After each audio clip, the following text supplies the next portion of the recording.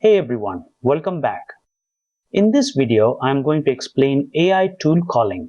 Most engineers think of LLMs as fancy text predictors, but this one concept is the difference between a chatbot that just talks and an agent that actually does work.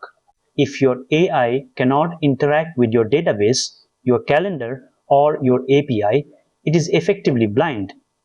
Let me show you how to give your models the power to execute real-world tasks. Now, let us break down exactly how this works under the hood, so you can stop building static apps and start building intelligent agents. These are the topics we are going to cover in this video. Specifically, we will look at how the model negotiates functions, how to structure your API schemas, and the loop that keeps an agent running. Watch the full video without skipping any content to understand it better. Before we get into the topic, a small request to you. I have already uploaded many technical videos on different technologies and tools. We share more knowledgeable content every day, so if you are interested in learning and want to improve your skills, make sure you have subscribed to our channel and joined our WhatsApp community. The join link is available in the description or scan the QR code shown on the screen. Let us get started. So why is this a problem? Imagine you have an AI assistant for your logistics team. You ask it to check the status of a shipment. A static model will hallucinate a fake status based on its training data instead of querying your live tracking API. This breaks trust and makes the system useless for any production workflow. That is exactly the gap we are bridging today. Think of it like a restaurant waiter. You, the customer, give the waiter your order. The waiter doesn't cook the food. Instead, the waiter writes down your order on a slip of paper and hands it to the chef in the kitchen. In this analogy, the LLM is the waiter and the tools are the chefs. The model identifies the intent, gathers the right parameters, and delegates the execution to a real function.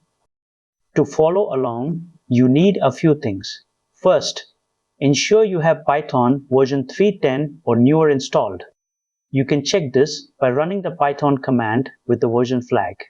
You also need an API key from a provider like OpenAI or Anthropic, as these models are the ones that support function calling natively. Finally, make sure you're comfortable with JSON, as all tool definitions rely on it. If you have your terminal open and your API key ready, we are set. So how does this work internally? First, the user provides a prompt. The model analyzes it and sees if any available tools match the intent. If a tool is needed, the model stops generating text and sends back a structured request. Your code intercepts this, runs the actual function, and sends the result back to the model. Finally, the model uses that result to construct a complete, informed answer for the user. We start by installing the necessary libraries. We use the official OpenAI SDK and Pydantic, which helps us define our data structures cleanly. On line 1, we install both packages. Line 3 verifies the installation by importing the library and printing the version. This ensures your environment is configured correctly before we write any logic. You should see the version number printed in your terminal. If you see an error here, check your virtual environment setup and ensure your API key is exported in your environment variables. Perfect. Now we can proceed to the core concept. Here, we define our first tool. Line 3 is the actual Python function we want to run. Line 6 defines the tool schema that the LLM understands. It contains the name, a clear description, and the required parameters. The model reads this description to decide when to trigger this function.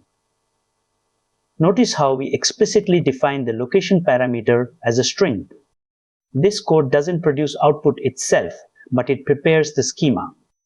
The model will now see getWeather as an available tool in its context window. This is the crucial bridge between our code and the model's intelligence. In a production environment, you don't hard-code logic. Lines 3 through 7 send the query to the model. Line 10 extracts the tool call requested by the model. Line 14 is the secret sauce. It uses Python's globals dictionary to dynamically call the function named by the LLM. This allows you to add dozens of tools without changing your agent's core loop. And this is the output. The model correctly identified that the user wanted weather for London, extracted the location argument, and our dynamic execution logic returned the JSON result. This is exactly how you build scalable automation.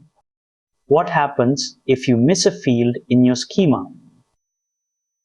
You will get a bad request error from the API. This usually happens because you defined a parameter as required in your schema, but the model didn't have enough information to fill it, or your JSON structure is malformed. The fix is to use Pydantic to generate your schemas. Never write JSON schemas by hand for complex tools. By using Pydantic classes, you get type safety, automatic validation, and clean schema generation. This prevents runtime errors before they even reach the API. This is a massive shift. The AI agent now has tools for query order, check shipping, and execute refund. It coordinates these three APIs seamlessly, which was previously a multi-step manual process for human agents. The result was a 96% reduction in handling time per ticket. Let us talk about when to use this. Use tool calling when your agent needs to act on your private data or external APIs. It is perfect for complex workflows, but do not use it for simple tasks that don't need external context, as it adds unnecessary latency. Also, if your application has strict latency requirements, like under 100 milliseconds, this approach might be too slow due to the network round trips. Finally, be very careful about the functions you expose. You are essentially giving the AI an API to your system, so always implement strict access controls. Use these criteria to decide if this tool is right for your situation. So, to recap, you now know that tool calling is what makes an AI agent truly useful. Always describe your tools clearly using schemas. Use tools like Pydantic to keep your code maintainable. Keep your execution logic dynamic, and above all, treat your tool functions like production APIs with strict security. If you follow these steps, you will be able to build powerful agents that work reliably. I believe this video will definitely be a useful video. If you liked the video, please do like and hype the video. Also share it with your friends and groups. It may be useful to somebody else. If you have any doubts or any requests, please let me know in the comments. Make sure you have subscribed to stay updated for our regular videos. Join our WhatsApp community using the link in the description because we share more knowledgeable content every day. Thank you for watching. See you soon in the next video.